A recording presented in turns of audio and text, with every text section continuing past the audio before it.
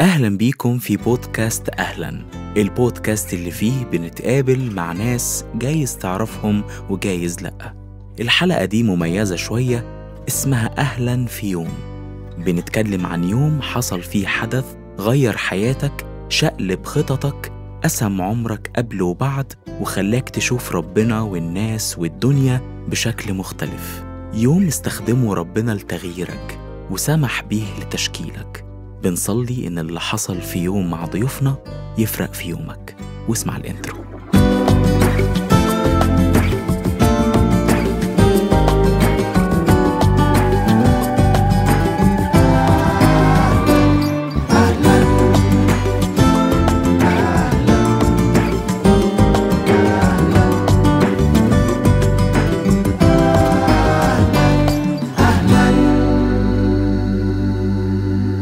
أهلا بيكم كل الناس اللي بتسمعنا، أهلا بيكم في بودكاست أهلا.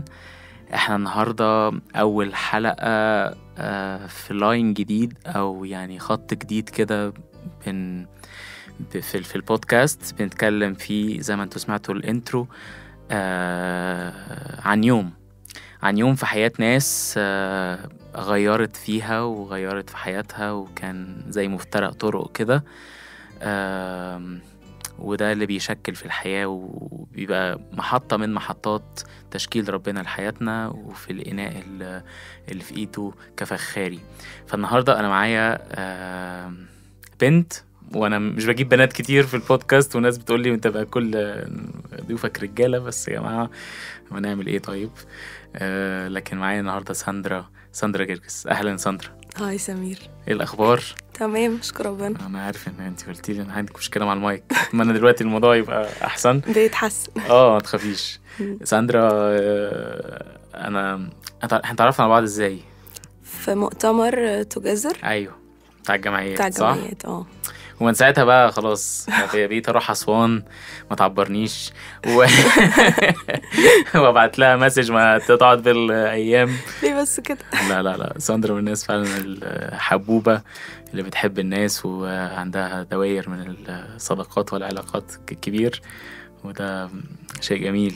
ساندرا، عارفين بنفسك عشان الناس اللي يمكن ما تكونش عارفاكي. اوكي، انا اسمي ساندرا، من أسوان، متخرجة من كلية الألسن. كنت بدرس صيني وأسباني، بس دلوقتي بشتغل مترجمة إنجليش. بشتغل عندنا حاجة في مستشفى الإرسالية في الجرمانية في أسوان. بشتغل مترجمة معاهم، وبترجم بودكاستس برضو. سلام. طيب لما نوصل للعالمية كده ويبقى في ناس نبقى نترجم ممكن نترجمه للصيني والاسباني برضه لو في ناس عايزه تسمعنا. نحاول. جامد، حلو قوي. بتخدمي في حاجه معينه؟ بخدم في خدمه شباب جامعه في جمعيه خالص نفوس اسوان. حلو قوي. وشويه مش قوي ابتديت اخدم برضه مع خدمه الينابيع الارساليات وكده. حلو قوي. حلو اسوان وبالذات في هذا الوقت من العام. ده حقيقي. أسوان أعتقد إن اللي يعيش فيها مش بيبقى عارف يعيش في حتة تاني، صح؟ مع الأسف يعني زي الإسكندرانية كده نوعا ما. نوعية الهدوء والسلام اللي فيها، وإنك تقريبا بشكل يومي بتشوف النيل وبتشوف طبيعة كل يوم. صح. بيبقى صعب قوي إنك تتحط في مكان زحمة. أنا بحس إن الشمس عندكم غير اللي عندنا. عندنا مصطلح كده بيقول نعشق شمسها الحراقة. إذا فعلا الحراجة يعني. أنا بقول كده بقى حاجة شديدة. أنا قلت أرميها كده. حلاوة شمسنا حرفيا. لا يعني الشمس اللي هي إيه، ما بتحرقش وفي نفس الوقت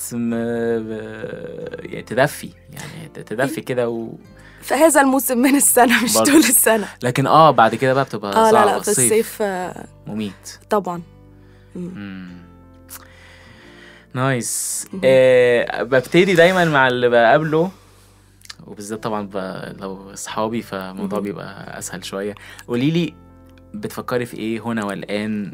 ايه اللي شاغل تفكيرك؟ ايه اللي واخد افكار كده، او فكرة او موضوع كده شاغل دماغك الوقت ده؟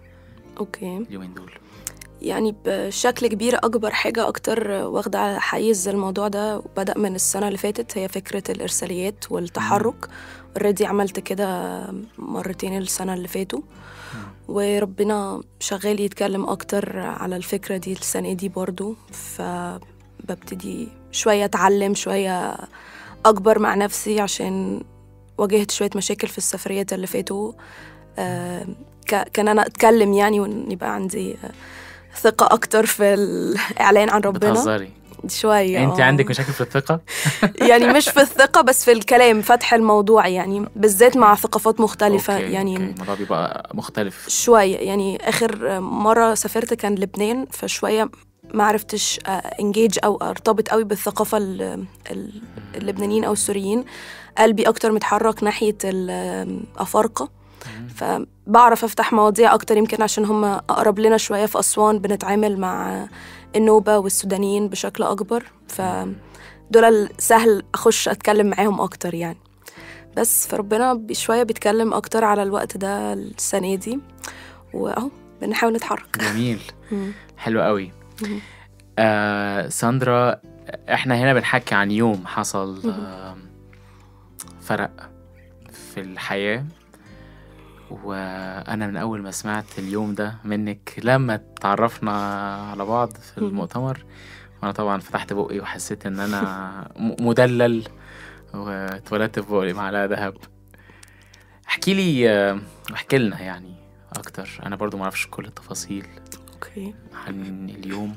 مبدئيا التاريخ كان تفتكري؟ 2/11/2007 كان يوم جمعة. كنت أنا وبابايا ومامتي وأختي الصغيرة، أختي الكبيرة سوري، وكان معانا 2 تانيين، ناس تانيين يعني صحابنا. مامتي كانت حامل، بس هي كانت كبيرة شوية، كانت 45 سنة، فكانت حامل في الشهر السابع، وكان الموضوع شوية خطر، إن هي كانت متوترة في فكرة الولادة، وإن هي يعني ممكن تروح السما يعني بعد الولادة.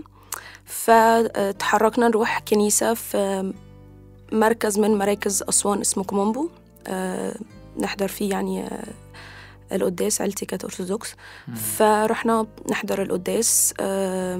هي كانت يعني نوعا ما اليوم اللي قبله كانت شوية عارفة ممكن أقول ده بعدين يعني. بس إحنا طالعين من الكنيسة، كنا جايين العربية شوية مكدسة، كنا يعني حوالي 6 في العربية. ففي حد من صحاب بابا جه بعربية تاني، فكنا المفروض نتقسم في العربيات. كان معنا واحدة صاحبة أختي قدها، فكان المنطقي، وده اللي حصل في البداية، إن أختي وصاحبتها ركبوا العربية التانية، وأنا وماما وبابا وطنط اللي كانت معانا دي ركبنا عربية بابا. والعربية already كانت خلاص نيرلي اتحركت تقريبا يعني. سارة أختي نزلت على آخر وقت، قالت لي لأ أنا عايزة أركب مع بابا وماما، فبدلي معايا.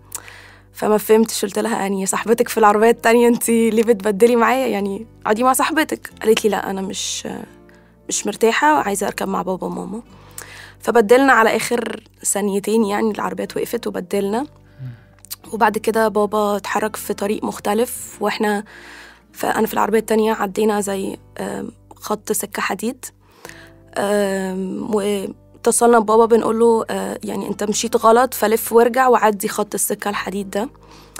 والخط يعني طريق السكة الحديد ده ما كانش مقفول، الراجل اللي هو بيقفل المزلقين ده ما كانش موجود.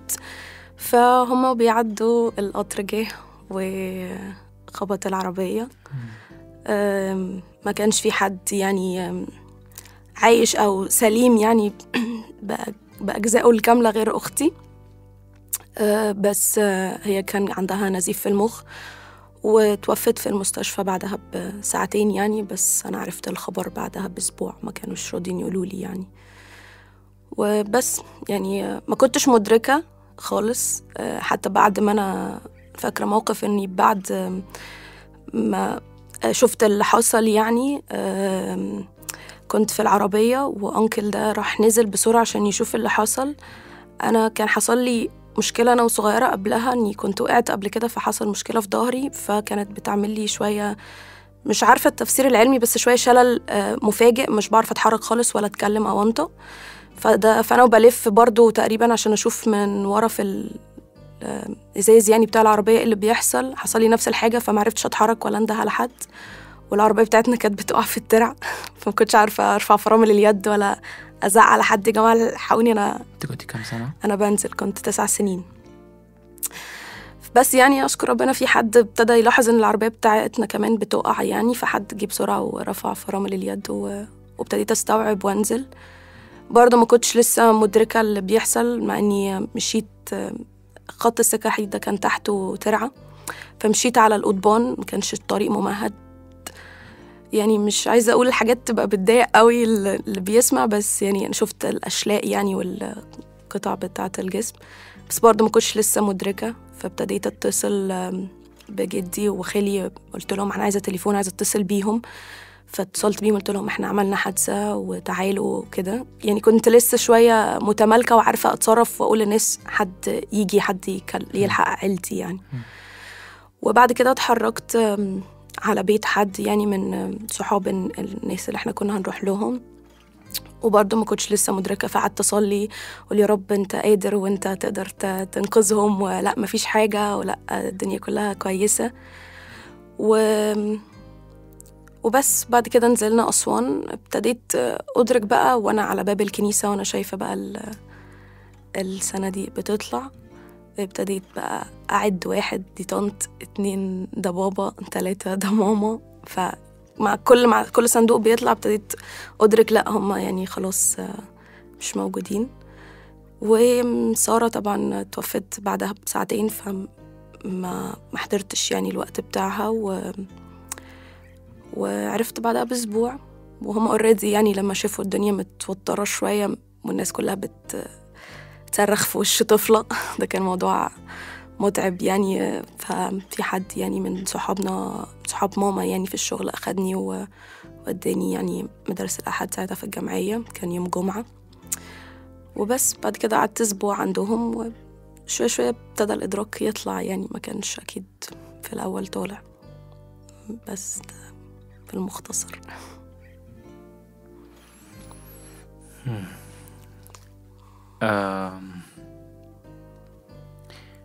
يعني كنت عايز أسألك انت كطفلة يعني مدركة ايه يعني مش كاللي شايفاه، كاللي يعني ايه موت، يعني ايه حد فكرة الموت نفسها كنت مدركاها يعني، كنت يعني عارفة يعني مقدرة الموقف ولا لا؟ طبعا كطفلة مش كل حاجة واضحة.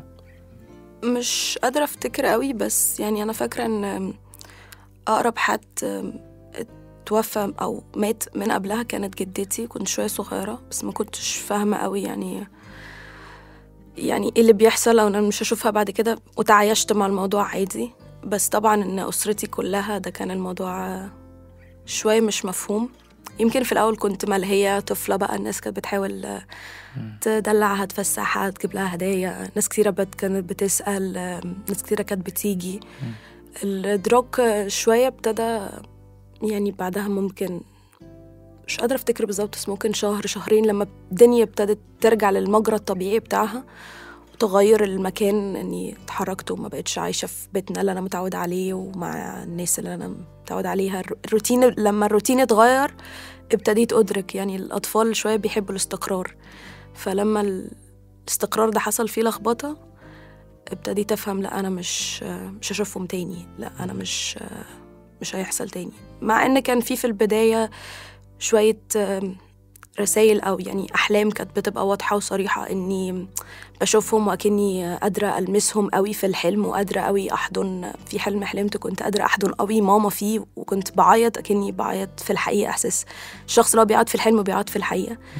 فكان ده نوعا ما شوية مطمني ومهديني إن هما يعني شوية قريبين. بس طبعا مع الوقت الدنيا ابتدت تسوء إلى حد ما أنا وطفلة يعني. احكي لنا بقى تسوء ازاي؟ يعني تغيير المكان طبعا كان حاجة صعبة شوية بالنسبة لي، روتين وقوانين جديدة، طريقة معيشة مختلفة. انتي نقلتي تعيشي مع جده وخاله؟ مع جده. خاله كان عايش يعني جنبنا في شقة جنبنا، فكان تقريبا كل يوم عندنا يعني. ومرات خالي بقى وعيال خالي هم اللي قعدوا يتولوا مسؤوليتي. جده كان كبير شوية، فجده كان مسؤول يعني عن الجانب المعيشة اليومي، الأكل والشرب بالظبط. هم بقى اللي كانوا مسؤولين عن تعليمي، عن الحاجات الأخرى يعني في الحياة كطفلة. بس طبعا أكيد كان في حاجات بتفقد منهم لظروف خارجة أكيد عن إرادتهم، يعني هم أسرة محتاجين برضو، عندهم أولويات وعندهم حاجات تاني، بس هم كانوا فعلا أسرة مضحية جدا. أسر كتيرة أكشلي كانت مضحية جدا معايا يعني، بس عشان قصدي هم اللي كنت عايشة معاهم. ابتدت تسوق شوية علشان أبسط حاجة للطفل إن هو يبقى وسط بابا ومامته وأخواته يعني، وده ما كانش موجود. ممكن هما كانوا أكتر ناس، بابا وماما كانوا من النوع شوية صحابنا حتى وإحنا أطفال. وسارة أختي كانت أنا أكبر مني بسنتين، ما كانتش كبيرة قوي يعني، بس كانت العقل الحكيم. أنا دايما كنت الشخص المندفع اللي بيتحرك على طول من غير ما يفكر قوي، هي العقل. فكأننا كنا بنكمل بعض، فوجود إني يبقى في حد مكانها ده ما كانش موجود قوي. الشخص بقى اللي بيدلع واللي بيفسح ده كان البابا. خاله كان شخص شوية ستريكت، ممكن برضو بسبب إن هو كان خايف. أنا فاهمة ده يعني، إن هو كان خايف إني يبقاش قد المسؤولية، إن هو لأ، حاسس أنا لازم أبقى قد المسؤولية. ففي حاجات كتيرة في طفولتي فقدت شوية، كنتش راضية عنها. يمكن دلوقتي كنت فاهمة اللي كان بيحصل إيه، بس أنا وطفلة أكيد كنت متذمرة يعني ومتمردة على الوضع. لأ يعني مش حابة اللي بيحصل. بس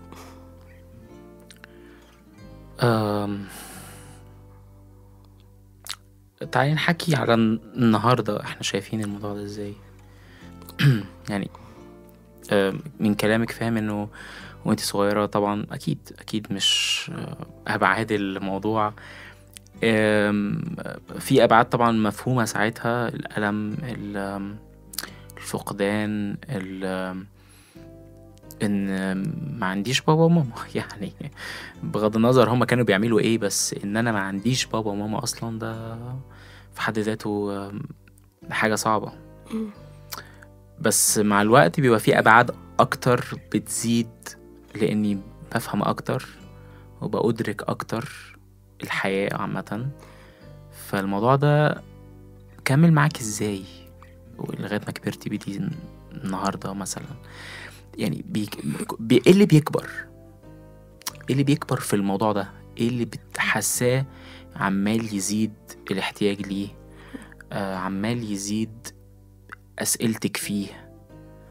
اوكي، يمكن اكتر حاجة اخر 3 سنين، يعني السنة دي اخر 4 سنين، هو التساؤل الكبير في حياتي، هو شعور الوحدة.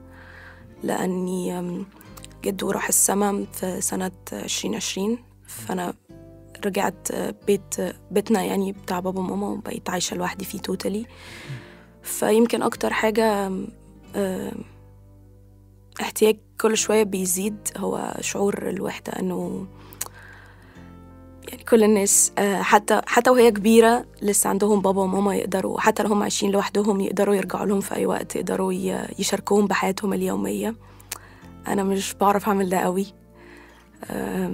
عندي ناس وعندي عائلات وأسر أكيد بتهتم، بس إحساس إن في حد ينفع تترمي عليه ويقولك يلا أنت اعملي كل حاجة أو اعملي حاجة، ده مش موجود قوي. فده علمني شوية إني أبقى شخص طف. خدت وقت كبير قوي عشان أعرف أعبر عن مشاعري، عشان محتاجة أبقى قوية، محتاجة أبقى بعمل كل حاجة لوحدي. فده كان شوية بيحط لود رهيب، إني مش عارفة أبقى إنسان، مش عارفة أبقى حية، لازم أبقى متجمدة علشان أعرف أسرفايف.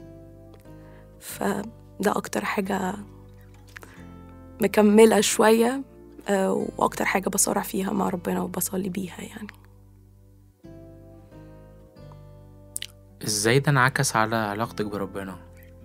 مش يعني هاجي لليوم، لكن في الحتة اللي بتحكي فيها حتة إنك حاسة انك محتاجة تكوني سترونج دايما، وانك تكوني عشان محدش ياكلك، وان الناس ما تطمعش فيكي وانت لوحدك وبالذات احنا في مجتمع بيبص الحاجات دي بشكل مختلف.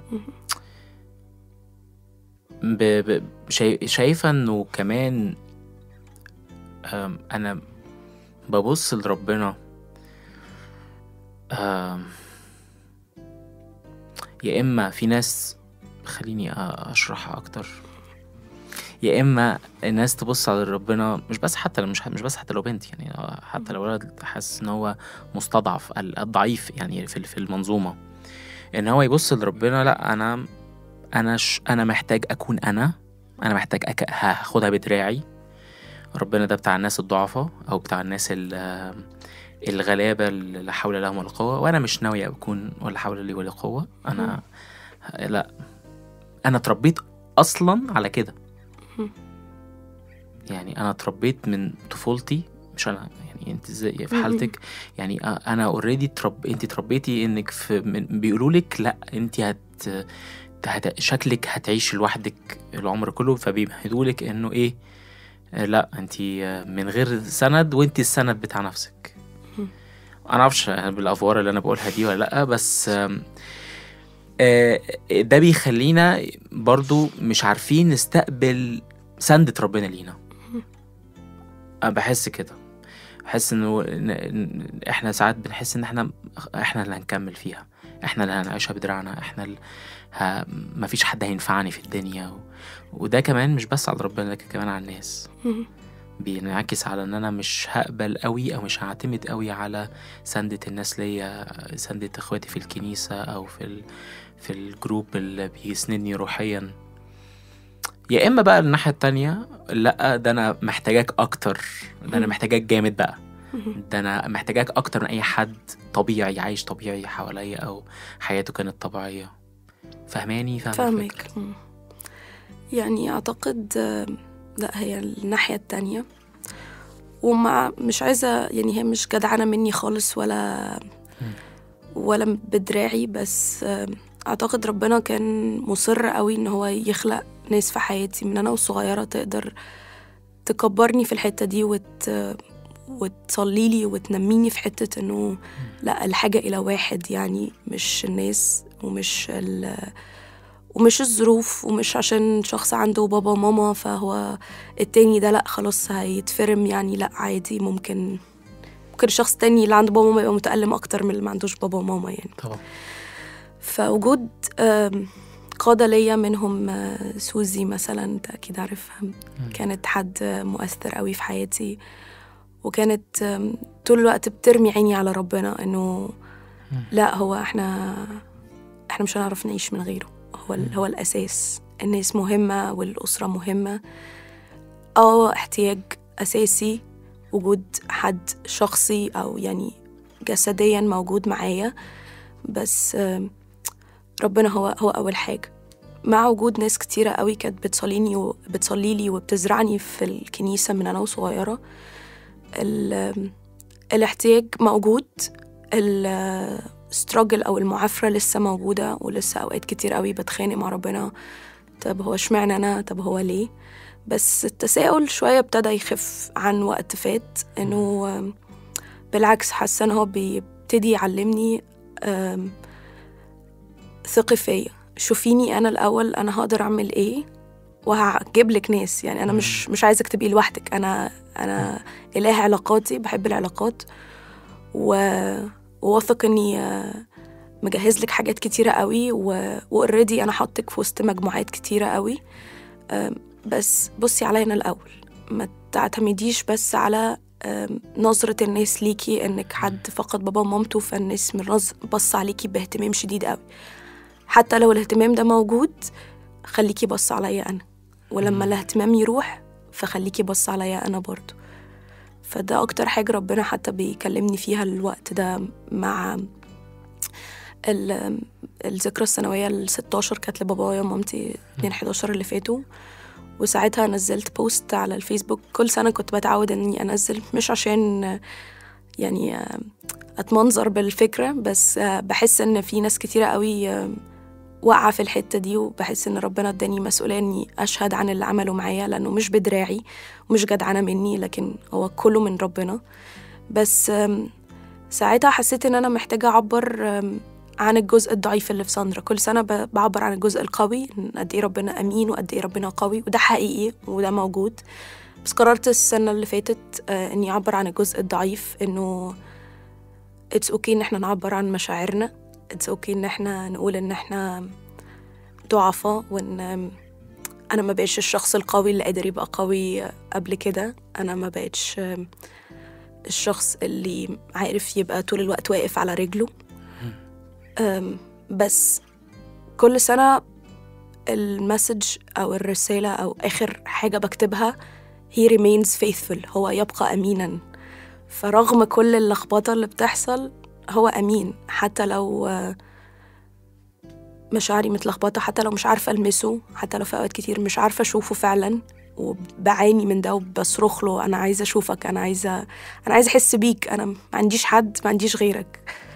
بس طول الوقت بترن في وداني أنا أمين، أنا صالح، أنا معاكي. الضغط اللي انت فيه هنعديه سوا. تفتكري يوم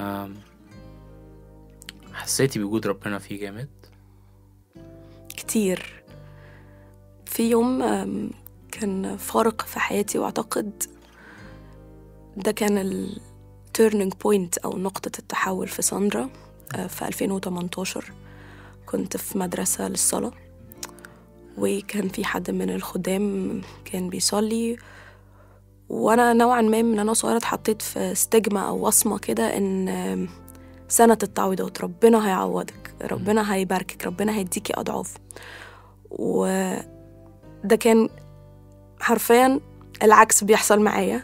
أنا ما كنتش يعني أو كطفلة ما كنتش شايفة التعويض. يعني أنا ما كنتش بخرج كتير، ما كنتش بعرف أسافر مؤتمرات أو أروح أتفسح أو أعمل زي أي طفلة، لأن محطوط عليا بريشر كبير إني لازم أخلي بالي، لازم عيلتي بتخاف عليا جدا، فما كنتش بتحرك لوحدي خالص لحد تانية ثانوي تقريبا، لازم حد يوصلني ويجيبني.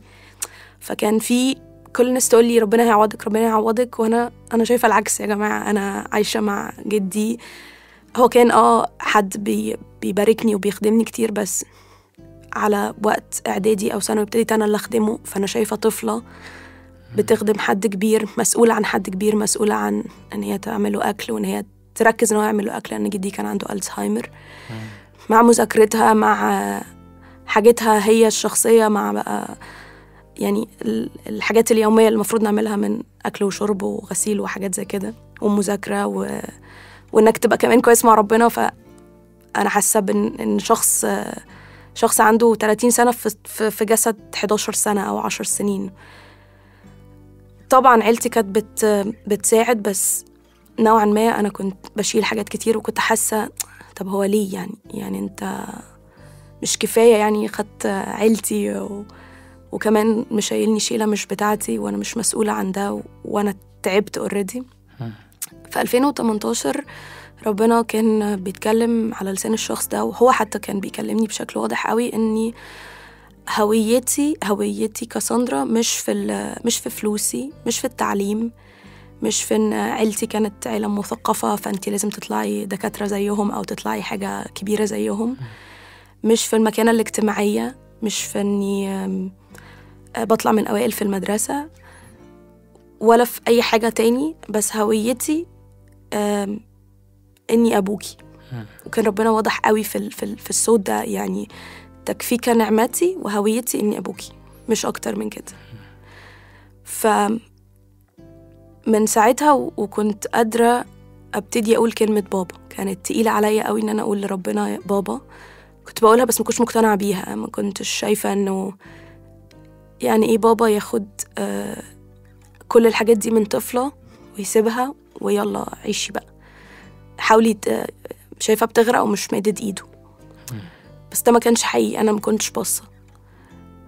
ساعتها هو خلاني أشوف إنه أنا مادد إيدي، بس أنتي اللي مش عايزة تقربي، أو أنتي بتقربي شوية وتبعدي، وتقربي شوية وتبعدي.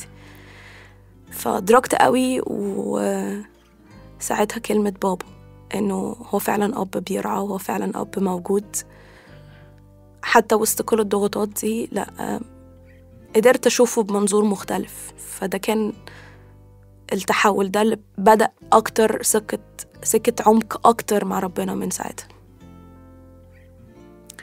افتكرت كلام من كلامك وانت تحكي عن علاقة الأب الأرضي بالأب السماوي. كان عندنا قائد كده في الاجتماع، كان شديد قوي، كان شديد جدا. يعني كويس، مخه حلو، روحيا تمام، بس في معاملته معانا كشباب صغير لسه طالع من ثانوي، يعني مش فاهمين حاجة، ما احناش يا عم بالمستوى هذا المستوى. فكنا بنشتكي جامد منه. فحد قال لنا بصوا يا جماعة، الشخص ده باباه مات وتوفى وهو صغير، كانش 9 سنين، كان أكبر من كده يعني. ما عرفش يعني إيه أب يشيله ويبقى حنية الأب أو مسؤولية إن الأب يشيل عنه. زي ما أنت بتقولي، إنه أنا محتاج حد يشيلني، مش أنا اللي أشيل، فاهمة؟ أنا محتاج أتشال على الأقل في الوقت ده. فبفتكر إنه فعلا أوقات كتير مش بنعرف نتعامل مع الله كأب، لأن احنا مش عارفين مشاعر الأب المصغر. حتى على فكرة يعني حتى يسوع نفسه هو اللي عمل المقارنة دي. يعني لما بيقول لهم إذا كنتوا انتوا وأبناء، انتوا أباء أرضيين، تدوا عيالكم مش بتدوا عيالكم اللي بيتمنوه. لو طلب حجر، لو طلب بيضة مش هتديله حجر، أو لو طلب مش عارف إيه مش هتديله حية. ما بالكوا بقى أبوكوا السماوي اللي بيهتم بكل حاجة فيك. يعني مش إحنا بس يعني ربنا عارف كويس إن دي مقارنة طبيعية منطقية. إزاي طلعتي في الحتة؟ يعني هل اليوم ده اللي كنت تقولي عليه في 2018 ده اللي فرق في النقطة دي؟ ومش بس على فكرة عايز أقول الأب، لكن كمان الأم. يعني حتى برضو ممكن نحكي فيها شوية، لأن كمان الرب كان بيشبه نفسه بالأم. يعني لما بيقول كأم كابن تعزي أمه، فهو يعني نسيت الأم رضيعة، فأنا لا أنساكم. إحساسك إيه ومشاعرك إيه إنه قادرة تستقبلي مشاعر ربنا ليكي كأم وكأب في ظل عدم وجودها في الأرض؟ ما كانش سهل. يمكن ما كنتش من ناحية الأب ما كنتش بفتكر قوي اللي كان بابايا الأرضي بيعمله، بس تقريبا من وقتها ابتديت أفتكر أنه بابايا الأرضي كان حد جميل جدا جدا. كان أكتر حد بيهتم بالمشاعر وبالفسح والخروج والاهتمام اللي هو الترفيه، الجانب الترفيه. مامتي كانت طيبة وجميلة برضه، بس كانت شخص الستريكت بتاع المذاكرة، بتاع احترام المواعيد وكده، وده اتعلمته منها. بس بابا كان الجانب الحنين قوي في البيت. فأعتقد جزء منه إدراكي، أكيد هو ولا حاجة يعني إدراكي أبويا السماوي، بس أعتقد إني لما ابتديت أفتكر وأدرك قد إيه بابا الأرضي ده كان حد رائع قوي وحد مؤثر في حياتي جدا. وكنت طول الوقت أنا في حاجات كتيرة قوي من اللي أنا بعملها دلوقتي اتعلمتها من بابا، اللي هو أنا تقريبا عشت معاه 5 سنين وأنا مدركة. يعني 4 سنين كنت طفلة مش يعني مش مدرك، ومرحلة الإدراك بدأت مثلا على سن 5-6 سنين، وهم راحوا السماء وأنا عندي 9 سنين. فما عشتش مع المعيشة الكتيرة اللي أقدر أفتكره فيها. بس بابا معلم في حياتي في حاجات كتيرة قوي، ومتعلمة منه حاجات كتيرة قوي. فأعتقد لما ابتديت أبص إنه بابا الأرضي اللي ما كانش كامل للآخر كان كده، فما باله بقى أبويا السماوي اللي كامل في كل حاجة.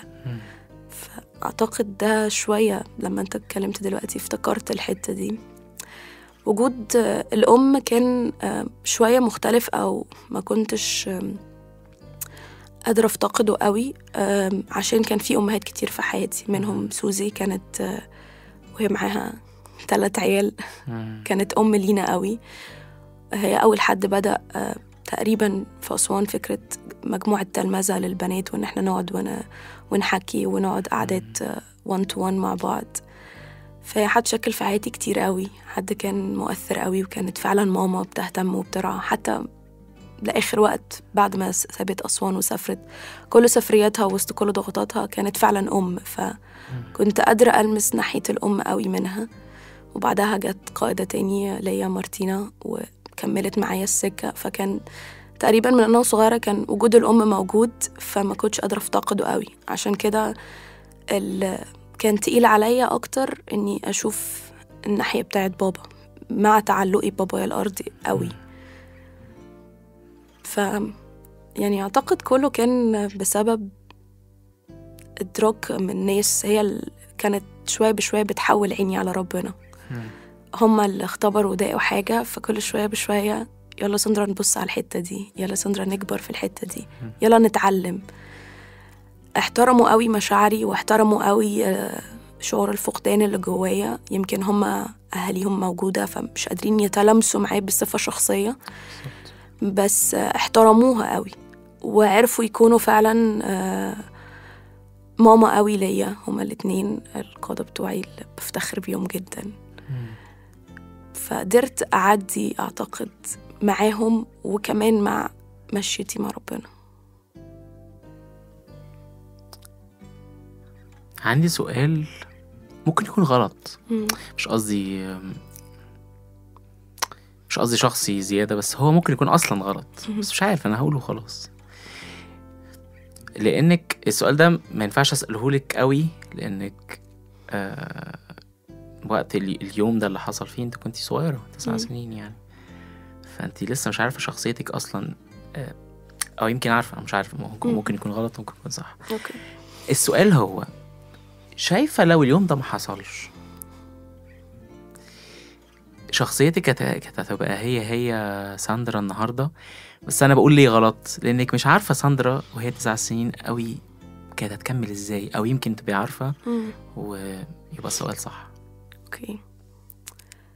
يعني هو لولا اليوم ده ما كنتش هبقى بالكبران ده أعتقد. يعني كان في بوادر لشخصية ساندرا من هي صغيرة كانت واضحة، اللي هي الشخص زي ما أنا كنت بقول في الأول، شوية مندفع فشوية جريء، شخصية مغامرة حتى في حاجاتها البسيطة. يعني هي وطفلة شخصية جدعة. كان بابا دايما يقول عليا انتي شيخة عرب، يعني بتحبي تسندي الناس.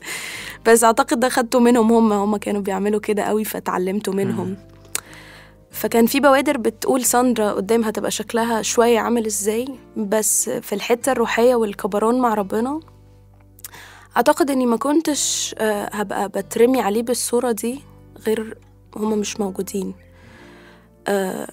كنا هنبقى عادي بنحضر الكنيسة، كنا بنروح الجرمانية ونحضر الاجتماعي عادي، ونبقى أسرة مؤمنة جميلة بتعيش وعايشة مع ربنا. هي مش بعيدة، بس ما كنتش هبقى بالإكستريم ده مع ربنا بإني أترمي عليه قوي كده غير اللي كان ده لو كان ده حصل. فحتى مع كل مرة بتكلم فيها عن القصة كنت بقول هو فعلا أكيد أنا متوحشاهم، وهم عدم وجودهم فارق لي جدا، وطول الوقت بفتكرهم. أكيد مع مرور 17 سنة هم ما تنسوش، هم موجودين في حياتي كل يوم. يمكن بتكلم شوية دلوقتي مش بألم، اتشفيت من الفكرة، فالناس بتفتكر إن هو إيه ده خلاص عادي، بس هو لأ، هو مش عادي. بس يمكن عشان اتشفيت فبتكلم بجرأة، بتكلم بحرية أكتر، إني مرتاحة إن أنا عارفة هما فين. بس لولا ده ما كنتش هعرف أترمي على ربنا بالشكل ده. كنت هفضل مرمية عليهم بطريقة ما، ومش هتعلم زي ما أكني كده أمشي على المية وهما مش موجودين. ده في علاقتك بالرب أو في العلاقة بينك وبين ربنا؟ شخصيتك نفسها بقى؟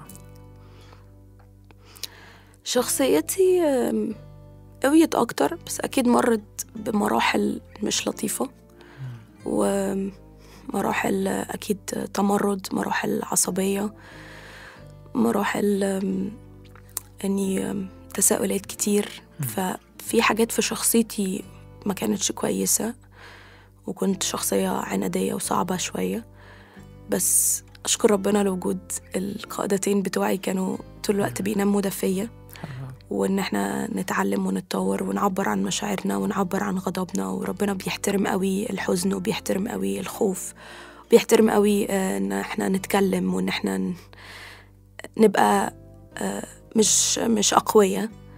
حتى كتبت قبل كده مرة إنه it's okay إن إحنا نبقى ضعفاء، it's okay إن إحنا نعبر عن مشاعرنا، it's okay إن الشخص القوي واللي باين طول الوقت إنه هو قوي يروح يقول لحد أنا واقع اسندني. ده مش عيب، مش عيب إني أبقى واقع، لأن المجتمع بتاعنا حط علينا لود وحمل كبير قوي إني لازم طول الوقت أبقى شايلة نفسي. فده كان شوية معوج كده وأنا في مرحلة المراهقة ومرحلة مثلا بداية الجامعة، لكن في وجود ناس كانت بتشاور لي طول الوقت على الحاجات دي بمحبة مش بانتقاد، ده سمح لي إني أعرف أتغير شوية. أكيد لسه ما اتغيرتش للآخر، أكيد في مشاكل في شخصيتي ما اتطورتش، بس على الأقل ابتديت أتعلم، على الأقل ابتديت أفهم وأعرف أشاور على الواقع اللي جوايا، وأسمح لربنا أو أسمح للناس إنه يتغير.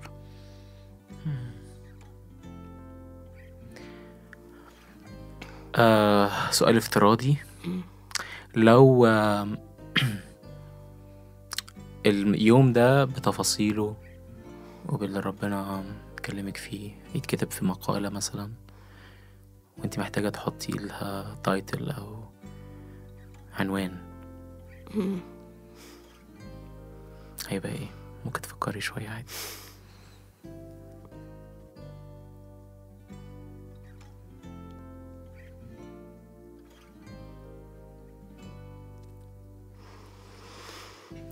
مش عارفة قوي، بس أكتر حاجة موجودة على بالي دلوقتي ممكن أقول سكة تغيير مع أب وبنته. ده نايس، بيضغط قوي دلوقتي. أب وبنته تقصد بيها الرب. يس. عجبني إنك حطيتي إنه صفة ربنا في السكة دي، إنه مش بس مش هو الرب، مش هو السيد، مش هو مثلا العريس، مش هو ألفاظ كتير على رب. انت نقيتي الحاجة اللي فعلا هو وكأنه تجسد في الدور ده ليكي انت بالذات. يس. لأنك انت ده اللي محتاجاه. ده حقيقي. سؤال افتراضي،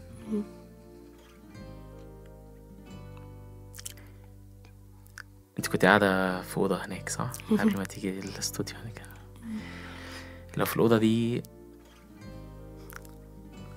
بابا أنكل جرجس، ماما اسمها ايه؟ هدى. واو، حلو الاسم ده. قاعدين معاكي، تقولي لهم ايه بعد كل السنين دي يعني؟ أكيد أول حاجة وحشتوني،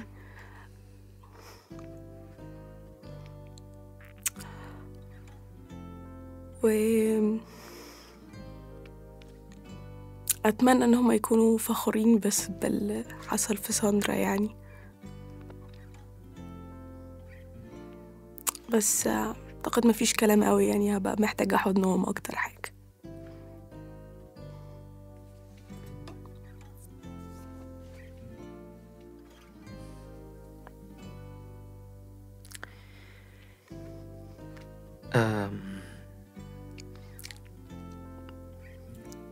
في آخر وقتنا كده نفسك تقولي ايه لحد بيعدي بموقف شبه كده، فقد حد غالي، حتى لو ما كانش صغير، لكن حتى لو كبير بس فقد حد غالي، والفقدان ده، مشاعر الفقد دي، ده أثر جامد في شخصيته وخلاه يحس بالفراغ يعني اللي انت كنت بتحكي فيه. تحبي تقولي ايه من خلال تجربة تغيير الأب مع بنته بتاعك؟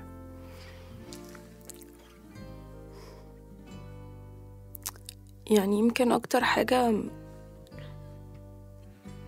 ما تعلمتهاش أنا وصغيرة وكان نفسي قوي تتقالي أنا وصغيرة، إنه it's okay إن احنا نعبر لربنا إنه ليه ده حصل. يمكن أول حاجة اتواجهت بيها لما قعدت أقول ليه كتير قوي أنا وطفلة، قالوا لي لأ ما تقوليش كده، ده ربنا كويس، عيب، ما ينفعش. ولما كبرت أدركت إن ربنا بيحترم ده قوي وعادي إن احنا نتكلم ده. يمكن لحد دلوقتي أنا مش عارفة الإجابة، ما عنديش إجابة، ويمكن مش هعرفها، يمكن لما أروح له بقى هشوفهم وأعرفها. بس it's okay إن احنا نقول ربنا ليه، وهو هيبتدي يورينا حتة تاني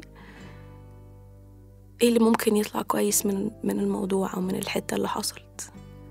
عبر عن مشاعرك عادي، اتكلم واغضب واحزن وخاف وحس بكسرة. كل المشاعر دي حاجة عادية، مش لازم أبقى الشخص القوي طول الوقت. يسوع نفسه كان في الجلجثة كان بيصلي وبيصرخ بالدموع، هو نفسه كان بيتعب في أوقات. هو مثال قوي قوي لينا إن احنا ينفع نعبر عن ده. ربنا بيحترم ده قوي، ربنا مش هيغضب. أعتقد إن هو مش هيغضب إن احنا نقوله ليه. وحاجة تاني ممكن اللي كملت في ساندرا فكرة شعور الفقدان أو كبرتها شوية إن هي ما تتوجعش قوي، إني عرفت ترمي على ناس تعرف تطلع الحتة دي وتعرف تطلع مشاعر ساندرا. لأن أوقات كتير كنت ببقى متجمدة، وأوقات كتير ناس تانية بتبقى متجمدة ومش عايزة تعبر عن ده. بس وجودي وسط ناس وعيلة عرفت تحتوي وتحب قوي، فساندرا عرفت تطلع على طبيعتها. فلو حد كان أو فقد أو لسه فاقد حد عزيز عليه أو من أسرته، بشجعهم قوي ترموا وسط ناس، وسط عيلة تعرف تحتوي وتعرف تعبر فيها بكل أريحية عن شخصيتك الحقيقية من غير أي تصنع.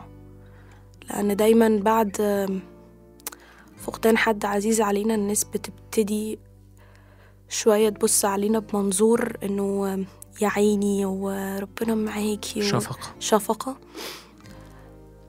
وأوقات لما بنغلط فهو ما علشان ما فيش حد يقومه، ما عشان هو مش كويس أو عشان الموضوع مؤثر عليه قوي. لكن لما بنزرع نفسنا وسط عيلة بمحبة ده بيفرق قوي في سكة الشفاء يعني. أمين. أنا عاجبني العنوان اللي انتي اخترتيه، بيرن في دماغي سكة تغيير مع أب وبنته. أمين. كلنا محتاجين السكة دي، فقدنا أو ما فقدناش محتاجين السكة دي. ومع الله بصفته أب لينا هو دايما بيمشي معنا. أمين يا ساندرا. شكرا جدا لوجودك، وشكرا انك جيتي وتكلمنا ودردشنا شوية، وثانك يو على انفتاح قلبك وكلامك الحلو. ربنا معاكي. شكرا.